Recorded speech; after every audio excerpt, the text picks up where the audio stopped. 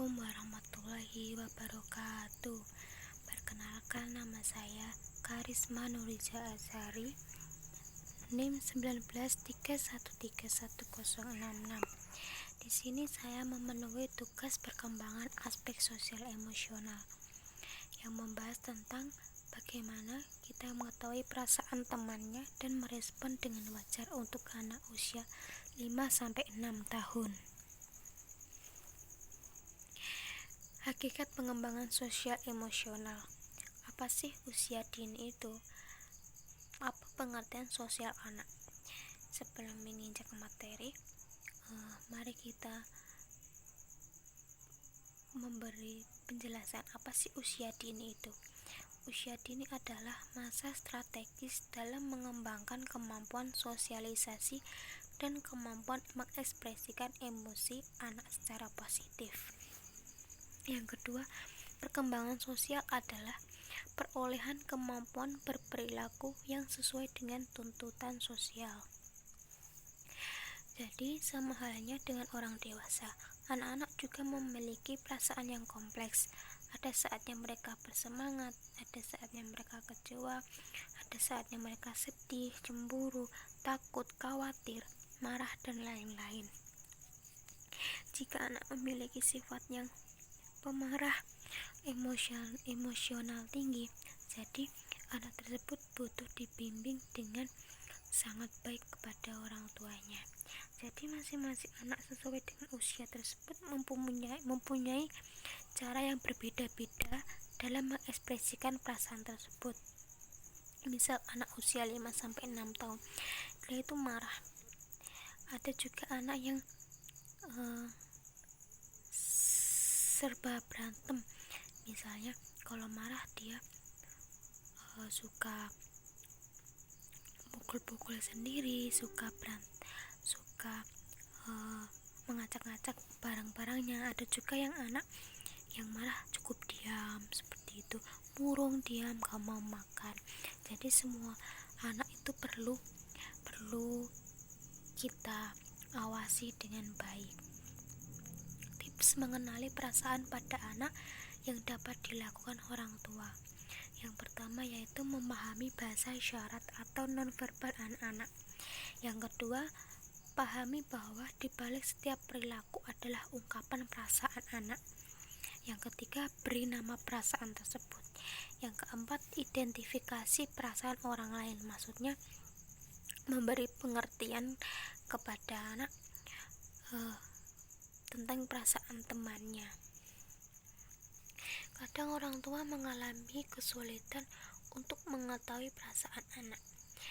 Langkah tepat yang dapat dilakukan adalah memberi perhatian terhadap perasaan dan perilaku anak saat merespon situasi tersebut. Selanjutnya, dengarkan dengan sepenuh hati apa yang dikatakan si anak. Jadi bagi orang tua untuk memahami makna dan perasaan di balik perilaku tersebut, setiap perilaku mesti tidak lepas dari lingkungan terdekat si anak. Kita sebagai orang tua dapat mencari alasan yang sangat mendorong perilaku tersebut. Cara yang mudah untuk mengajarkan kecerdasan emosional anak, misalnya dengan memberi kartu emosi. Apa sih kartu emosi itu? Kartu emosi itu menggambarkan sebuah ekspresi wajah yang berbeda-beda dan mampu membantu anak mengenali macam-macam perasaan tersebut. Misalnya, Bu Guru menunjukkan ada 5 ekspresi. Yang pertama, ekspresi tersenyum, sedih, menangis, marah, dan ketawa. Jadi anak memahami, oh kalau tersenyum itu seperti ini ya Bu ya, kalau menangis ekspresinya seperti ini ya Bu ya. Jadi itu bisa bermanfaat untuk anak, bisa memahami temannya. Oh, si Dino itu kok ekspresinya seperti itu, berarti dia lagi sedih. Gimana ya cara menghiburnya, menghibur si Dio untuk tetap bisa tersenyum kembali. Jadi seperti anak bisa memiliki kesadaran sendiri untuk bagaimana merespon temannya yang lagi bersedih. diajak main atau apa seperti itu. Yang kedua, membaca dongeng atau buku bersama. Manfaat untuk membaca dongeng itu supaya anak bisa berempati, bisa mengerti, memotivasikan diri. Misal diceritakan tentang kancil, si anak nakal, kancil tuh orangnya kancil tuh hewan yang seperti ini ya bu, berarti kita tidak boleh menirukannya. Jadi anak bisa mengambil mana sisi yang positif dan mana sisi yang negatif. Yang ketiga yaitu curahan hati. Anak harus membuka diri bila anak ingin bercerita tentang sekolahnya, dan kita sebagai orang tua harus berempati terhadap masalah tersebut. Yang keempat yaitu bermain peran atau drama. Manfaat untuk bermain peran atau drama itu supaya anak bisa mempraktikkan kepada temannya, misal menirukan suara sapi misalnya.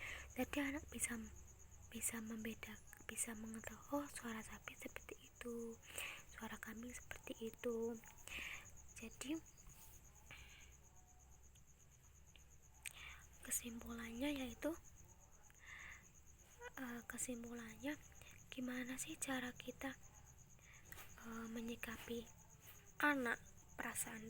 menyikapi perasaan anak terhadap temannya dan merespon dengan wajar untuk anak. Jadi itu yang pertama, kita selalu mengawasi si anak dan memberi perhatian kepada anak.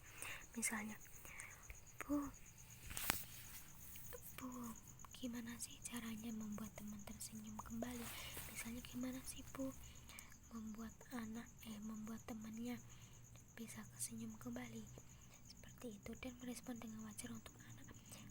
Merespon yang wajar untuk anak.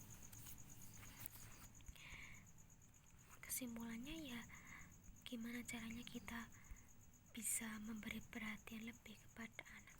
Sekian dan terima kasih. Wassalamualaikum warahmatullahi wabarakatuh.